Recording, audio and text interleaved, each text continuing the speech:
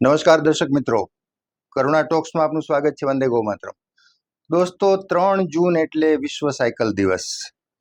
આપણે જાણીએ છીએ કે એક સમયે જ્યારે ટ્રાન્સપોર્ટેશનની કોઈ સુવિધા નહોતી અથવા તો બહુ મર્યાદિત સાધનો હતા, ત્યારે લોકો ઘોડે સવારી કરતા હતા. પણ એ પછી સમયાંતરે મોંઘું પડે અથવા તો એ શક્ય પણ બધા માટે ના હોય, તો એના એક વિકલ્પ તરીકે, ઉત્તમ વિકલ્પ તરીકે કોઈ જો એક સાધન આવ્યું હોય આપણી પાસે, કોઈ વ્હીકલ આવ્યું હોય, તો એ સાયકલ. લોકોએ વર્ષો સુધી સાયકલ, આપણે બધાએ નાનપણમાં બહુ સાયકલ ચલાવી, અને ભાગ્યે જ કોઈ એવી વ્યક્તિ હોય કે જેને સાયકલ ના આવડતી હોય. પણ પછી આપણે થોડા મોટા થઈ જાય, પછી થોડું સ્ટેટસ વધી જાય, પછી થોડા પૈસા આવી જાય એટલે આપણે સાયકલને એક બાજુ મૂકી દઈએ છીએ. પણ સાયકલ ચલાવવાના માત્ર આપણા માટેના જ ફાયદા નથી, વૈશ્વિક ફાયદાઓ છે, પર્યાવરણના ફાયદાઓ છે, ગ્લોબલી બેનિફિટ્સ જેને કહેવાય એ પ્રમાણેના હોય છે. તો આજે ખાસ તો એ વાત કરવી છે.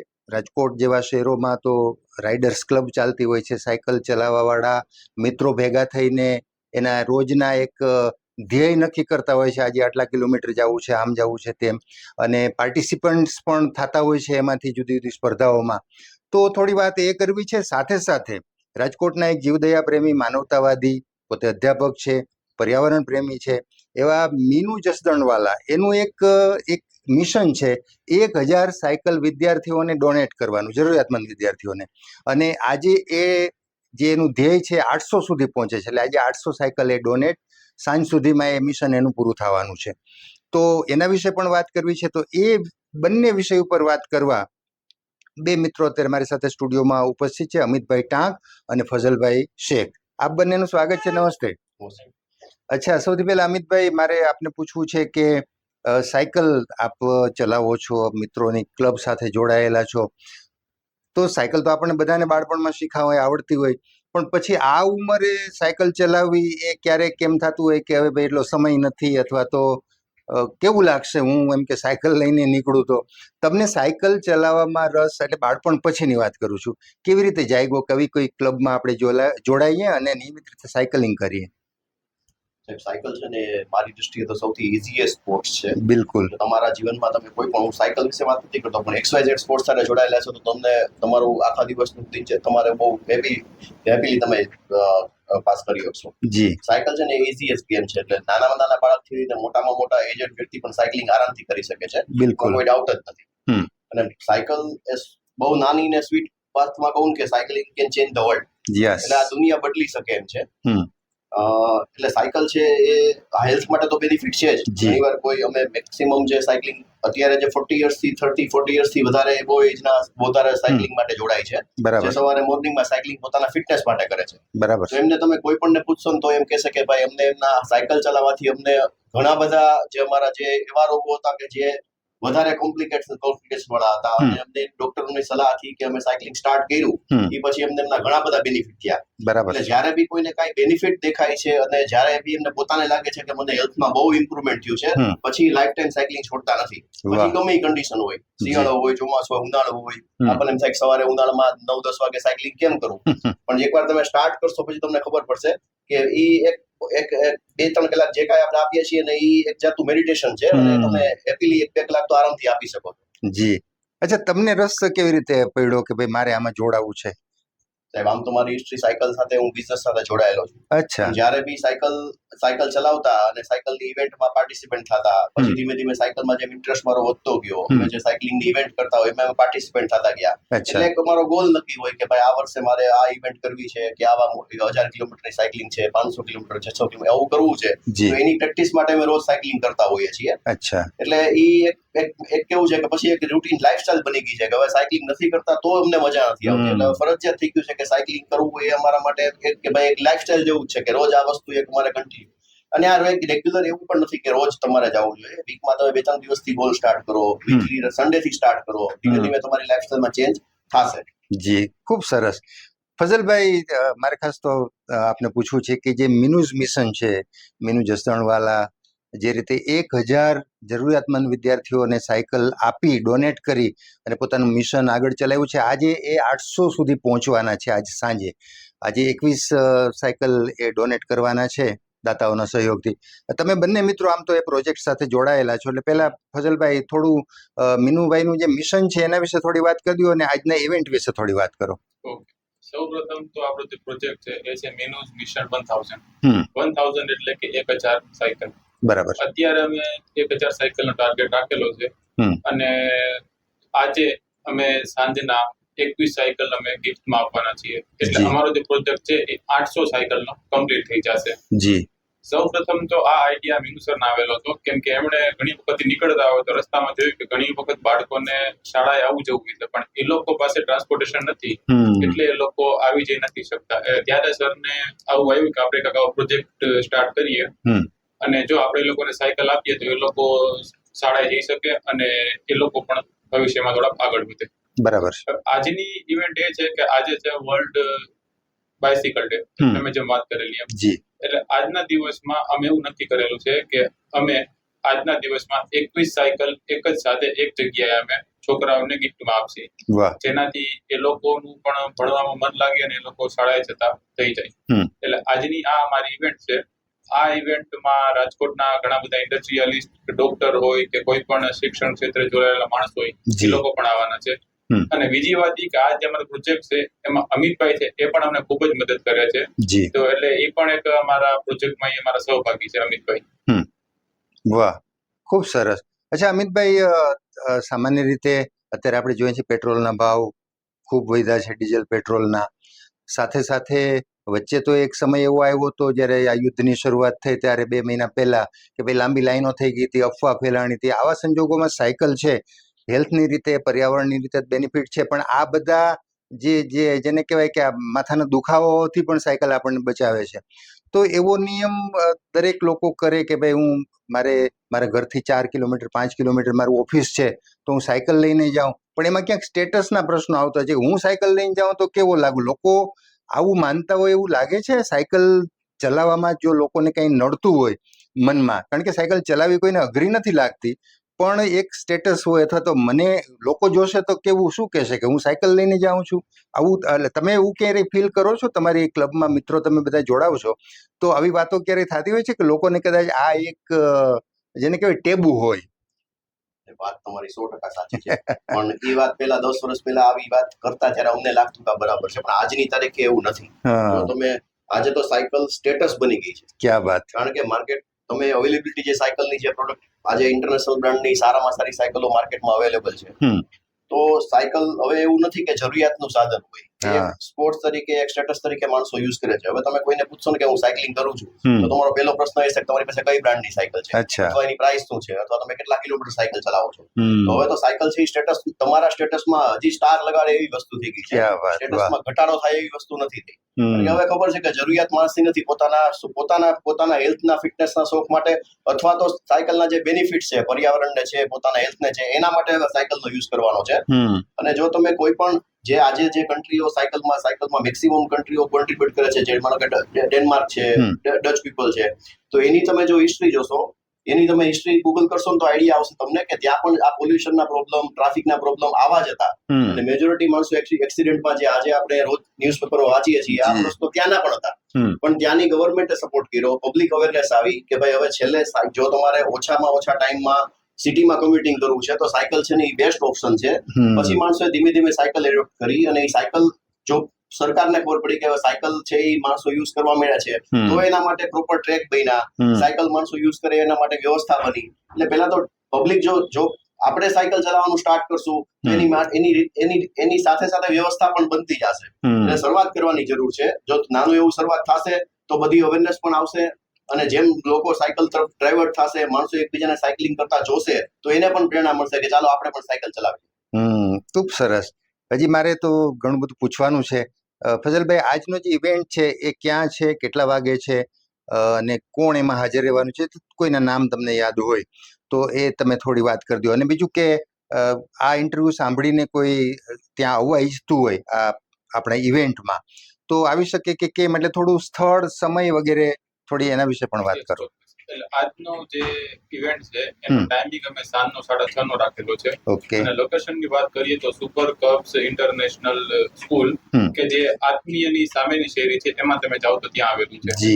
હવે ચીફ ગેસ્ટની વાત કરું તો એમાં આપણે લક્ષ્મણ ચાવડા છે જે બધી કન્ટ્રીઝ તરફથી આવે છે, પછી અનામિક શાહ સર છે, કે ભૂતપૂર્વ ગુજરાત વિદ્યાપીઠના વાઇસ ચાન્સેલર છે, જી. પછી આયાણી સર છે, આપણે જે સાયન્સ સેન્ટર છે રેસકોર્સમાં હા એમના હેડ છે, પછી ઘણા બધા ઇન્ડસ્ટ્રીયલિસ્ટ છે કે જે સરના ફ્રેન્ડ હોય અથવા તો પ્રોજેક્ટમાં જોડાયેલા હોય અને અમને ખૂબ જ સારી રીતે મદદ કરતા હોય એ લોકો પણ આજે આવવાના છે. લગભગ 12 થી 15 ગેસ્ટનું અમે લિસ્ટ બનાવેલું છે, એ લોકો આવવાના છે. અને કોઈને પણ આ ઇવેન્ટમાં આવવું હોય તો એ લોકો જોડાઈ શકે છે. અમે ત્યાં ઇવેન્ટ પહેલા બ્લડ ડોનેશન કેમ્પ છે એ પણ રાખેલો છે બીડી સાથે ટાઈપ કરીને, એટલે જે કોઈ પણ સાયકલિસ્ટ કે આવે એ લોકો ત્યાં પોતાનું બ્લડ અને ઈ પણ ચેકઅપ કરાવી શકે છે. 6:30 ઇવેન્ટ સ્ટાર્ટ થશે અને પછી બધા નાસ્તો લઈને પછી છૂટા પડશે. તો કોઈને પણ આવવું હોય આ વિડીયો જોઈને તો લોકો આવી શકે છે. જી. અચ્છા ફઝલભાઈ, આપણે લગભગ 1000નું જે મિશન છે મિનુસ મિશન, એ લગભગ ક્યારે પૂરું થાય એવી ધારણા રાખીએ છીએ? હજી 200 આપણે દૂર છીએ, 800 આજે આપણે એ મિશનમાં 800 સાયકલ ડોનેટ કરી શકશું સાંજ સુધીમાં. બાકીની જે 200 રહી જાય છે, તો આપણે કોઈ એવો એક ટાઈમ બાઉન્ડ ટાઈમ પીરિયડ નક્કી કર્યો છે કે આપણે વર્ષમાં, 2 વર્ષમાં, 5 વર્ષમાં આ 200 પૂરી કરી શકશું?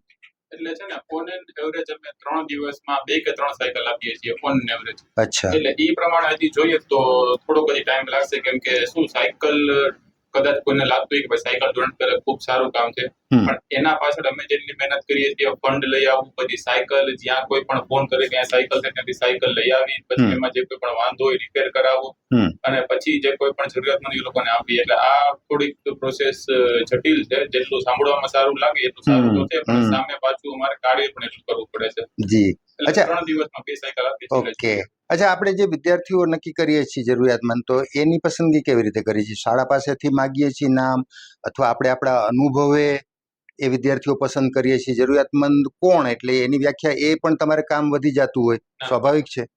આ તમે જે ક્વેશ્ચન કર્યો ખૂબ જ સરસ ક્વેશ્ચન, જેન્યુઅલ ક્વેશ્ચન, અને લગભગ બધા માણસોના ક્વેશ્ચન હોય છે કે તમે ભાઈ કેવી રીતે તમને ખબર પડે કે જરૂરિયાતમંદ છોકરા છે કે નહીં.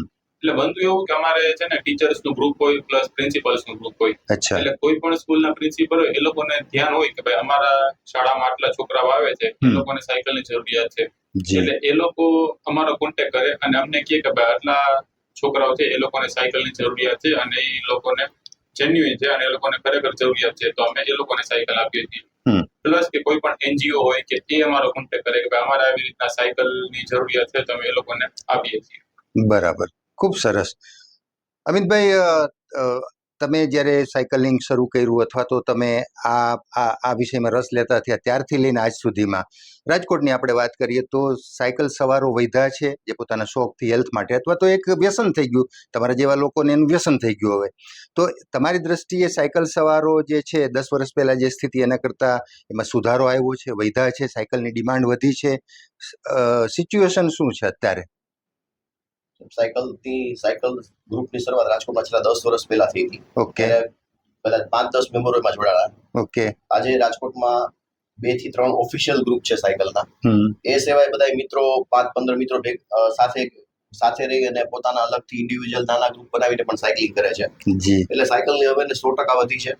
સાયકલ પ્રત્યેનો જે લોકોનો પ્રતિભાવ છે એ પણ બદલ્યો છે. એટલે ઇમ્પ્રુવમેન્ટ થયું છે, પણ હજી એટલા એવા લેવલ ઉપર નથી કે આપણે તમને ડે ટુ ડે તમને સવારે એ વધારે નંબર ઓફ સાયકલ દેખાય. કારણ કે હું એવું માનું છું કે રાજકોટમાં કદાચ 1000, 2000 થી વધારે સાયકલિસ્ટ છે. રાજકોટની જે જનસંખ્યા છે એ પ્રમાણે હજી સાયકલિંગનું જે કલ્ચર છે હજી બહુ નાના લેવલે કહેવાય, એટલું ઇમ્પ્રુવમેન્ટ ના કહેવાય, પણ પહેલા કરતા 100% ફાયદો છે બધાને સાયકલિંગની. હવે જેમ મેં કીધું એમ કે હવે સાયકલ તમે ચલાવો, તમને પૂછે છે કે સાયકલની કિંમત કઈ છે, સાયકલ તમે કઈ કંપનીની વાપરો છો, તમે કેટલા કિલોમીટર જાઓ છો, તો એટલી અવેરનેસ છે. જી.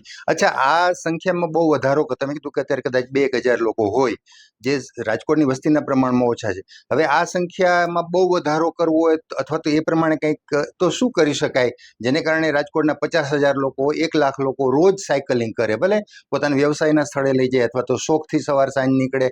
તો તમારી દ્રષ્ટિએ એવા કયા પગલાં અથવા તો એવું કયું આકર્ષણ લોકો સામે મૂકવું જોઈએ, અથવા થોડી લોક જાગૃતિની જરૂર હોય જેને કારણે રાજકોટના 1 લાખ લોકો તો ડેઈલી સાયકલિંગ કરે જ, એવું કંઈક કરવું હોય તો શું થઈ શકે? એ બધા પ્રયાસો છેલ્લા 10 વર્ષથી દરેક ક્લબ કરતી જ આવે છે. જી. અને પહેલી વસ્તુ એ છે કે સાયકલ છે ને ખાલી સાયકલ ચલાવવાથી આ વાત પૂરી નથી થતી. સાયકલ છે એ જે સ્પોર્ટ્સ તમે જોતા હો તો જેમ ક્રિકેટ રમો છો ને એમાં ટેકનિક હોય છે, જેમ સ્વિમિંગ કરો છો ને એમાં ટેકનિક હોય છે, એમ સાયકલમાં ટેકનિક હોય છે, અને આ જ વસ્તુનો અભાવ અમે જોઈએ છીએ. કે જ્યારે બી કોઈ સાયકલિંગ સ્ટાર્ટ કરે તો એને કઈ સાયકલ થી સ્ટાર્ટ કરવી, કેવડી સાયકલ એની પાસે હોવી જોઈએ, સાયકલ કેમ ચલાવવી, આ એક ટેકનિકલ વસ્તુ છે. તો જ્યારે બી તમે કોઈ સાયકલિંગ રેગ્યુલર કરતા હોય એના કોન્ટેક્ટમાં તમે આવશો, એ તમને બધી વસ્તુ ગાઈડ કરશે, પછી તમે સાયકલિંગ થી વધારે કનેક્ટેડ રહેશો. જી એટલે આ એક માઉન્ટ ટુ માઉન્ટ પબ્લિસિટી થશે અને બધા એકબીજાને સમજાવશે તો જ શક્ય છે. જી અથવા તો એટલે સાયકલ એટલે મેઇન વસ્તુ એ છે કે સાયકલ ખાલી સાયકલ ચલાવવી એ વાત અલગ છે અને સાયકલિંગ કરવું છે એ વાત પણ અલગ છે. એટલે આ અને ઓલરેડી ક્લબ પ્રયાસ કરે છે. રાજકોટમાં 2 ઓફિશિયલ ગ્રુપ છે. તમે ફેસબુક ઉપર અને ઇન્સ્ટાગ્રામમાં કોઈ પણ સોશિયલ મીડિયા ફોલો કરો છો તો એમાં તમે Rajkot cycling club, Rajkot riders, Rajkot runners club છે, એમાં પણ સાયકલિંગ બધા કરે છે. વર્કઆઉટ વોરિયર્સ કરીને ગ્રુપ છે. આ બધા ગ્રુપ તમે ગૂગલ સર્ચ કરશો તો તમને મળશે, બધી માહિતી તમને એના ઉપર મળી જશે. એટલે એકવાર તમે જોઈન થઈ શકો છો, આવી શકો છો. દર મહિને અમારી એક અલગ અલગ એક્ટિવિટીઓ એમાં હોય છે, તો એમાં પાર્ટિસિપેન્ટ થાઓ, તમને વધારે મજા આવે તો વધારે નોલેજ તમે લઈ શકો છો અને સાથે જોડાઈ શકો છો. જી અચ્છા, સરકારી સંસ્થાઓ હોય છે, બંને માટે મારો સવાલ છે, બંનેનો જવાબ આપ પોતાની રીતે આપી શકો છો. સરકારી સંસ્થાઓ વારંવાર જાહેરાત કરતી હોય છે, દાખલા તરીકે મ્યુનિસિપલ આપણું જે કોર્પોરેશન છે ત્યાં એવી જાહેરાત થતી હોય કે હવે ભાઈ દર શુક્રવારે કે દર મંગળવારે અધિકારીઓ સાયકલ લઈને આવશે. કર્મચારીઓને અપીલ કરી કે ભાઈ શક્ય એટલા સાયકલ લઈને આવજો. હમણાં સૌરાષ્ટ્ર યુનિવર્સિટી એકાદ મહિના પહેલા જ જાહેરાત કરી કે ભાઈ અધિકારીઓ અને કર્મચારીઓ દર સોમવારે, વિદ્યાર્થીઓ અત્યારે વેકેશન છે પણ જ્યારે ખુલે ત્યારે વિદ્યાર્થીઓ બધા સાયકલ લઈને આવો. કુલપતિ પોતે ચાલીને ગયા હતા, રજિસ્ટ્રાર છે સાયકલ લઈને ગયા હતા હમણાં જ્યારે શરૂ કર્યું. તો એ સિલસિલો કચેરીઓમાં શરૂ થયો છે. મને લાગે છે કે આ જો જળવાઈ રહી અથવા ચાલુ રહી તો એક કલ્ચર ડેવલપ થાય, મારું માનવું છે. તમે આમાં શું કહો છો? આમાં જ એક નાના લેવલથી સ્ટાર્ટ થાય છે. મીનુભાઈની વાત કરીએ તો મીનુભાઈને 10 વર્ષથી હું સાયકલિંગ કમ્યુટિંગમાં જોઉં છું. ઇમરજન્સીમાં હોય કે ફ્રી ટાઈમમાં હોય કે એના ઓફિસે જવું છે કે સ્કૂલે જવું છે કે XYZ જગ્યાએ ટ્રાવેલિંગ કરતા તમે લગભગ એને સાયકલ સિવાય તમે નથી જતા. એટલે મીનુભાઈ એક નથી, આવા રાજકોટમાં ઘણા બધા લોકો છે કે જે મને ઘણાને ઓળખું છું કે જે રાજકોટથી મેટ્રો સુધી સાયકલ લઈને જાય છે, સાપર સુધી સાયકલ લઈને જાય છે અને રેગ્યુલર જાય છે. તો તમે પણ તમારા જો બિઝનેસ કરતા હો તમે અથવા તો ઓફિસે જતા હો તો તમને લાગે કે વીકમાં 1 થી 2 દિવસથી સ્ટાર્ટ કરીને આપણે સ્ટાર્ટ કરવું છે, તો એ આપણા એન્વાયરમેન્ટ પ્રમાણે એટલું અઘરું નથી. કદાચ આખા વર્ષમાં એવા 2 થી 3 મહિના એવા હોય કે ઉનાળો છે કે ચોમાસું છે કે જ્યારે તમે સાયકલિંગ ન કરી શકો ત્યારે તમે તમારું વ્હીકલ લઈને જાઓ, કોઈ પ્રોબ્લેમ નથી. પણ જ્યારે બી સાયકલ શક્ય હોય ત્યાં સુધી જો સાયકલનો થોડો ધીરે બી ઉપયોગ કરવામાં આવે, એટલીસ્ટ તમે સાંજે નીકળો છો બહાર ત્યારે સાયકલ લઈને જાઓ, મિત્રોને મળવા જાવ છો ત્યારે સાયકલ લઈને જાઓ, સવારે રેસકોર્સ ઉપર એક્ટિવિટી કરવા જાવ છો ત્યારે સાયકલ લઈને જાઓ. તો આ ધીરે જે ચેન્જ છે એ કરશું તો 100% ફેરફાર થશે, ઇમ્પ્રુવમેન્ટ મળશે. જી ફજલભાઈ. એટલે આ તમે જે વાત કરેલી ખૂબ જ સરસ વાત છે. અને જેમ હું કહું કે હું અમારી સંસ્થામાં હેડ છે મીનુ સર. હવે જો મીનુ સર સાયકલ લઈને આવતા હોય તો ભવિષ્યમાં કદાચ મારે કે બીજા કોઈ છોકરાને સાયકલ લઈને આવી હોય તો તમે જે વાત કરેલી સ્ટેટસ વાળી એ વાત અમને ક્યારેય પણ મગજમાં નહીં આવે. કેમ કે અમને ખબર છે કે અમારા જે હેડ છે એ પોતે સાયકલ લઈને આવે છે. એટલે જે કોઈ પણ આપણા સિટી છે કે આપણું કન્ટ્રી છે કે એના જે કોઈ પણ લીડર્સ છે, જો એ લોકો આ એક્ઝામ્પલને ફોલો કરશે તો સામાન્ય માણસે થવું જોઈએ કે ભાઈ જો આપણે કન્ટ્રીના લીડર છે એ લોકો પણ સાયકલ ચલાવતા હોય તો આપણે સાયકલ ચલાવીએ એમાં શું વાંધો છે. એટલે આ ખૂબ જ સારી મુહિમ છે અને હું તો કહું છું કે આ ચાલુ રાખવી જોઈએ કે જેનાથી બીજા જે કોઈ પણ માણસો છે એ લોકોને થોડી પ્રેરણા મળે. જી ખૂબ સરસ. તમે આજે વ્યસ્તતા વચ્ચે પણ અમારા સ્ટુડિયોમાં આવ્યા અને અમારા દર્શકો માટે આજે વિશ્વ સાયકલ દિવસ છે ત્યારે સાયકલની વાતો કરી, ખાસ કરીને મીનુઝ મિશન જે છે 1000 એના વિશે વાતો કરી, આજનો જે કાર્યક્રમ છે એના વિશે વાતો કરી અને અમારા દર્શકોને મને લાગે છે કે ખૂબ જાણવા મળ્યું છે. માત્ર દર્શકો તમને પણ અપીલ કરું છું કે આ બંને મિત્રોની વાતો સાંભળીને સરસ લાગી એમ કરીને વાત મૂકી નહીં દેતા.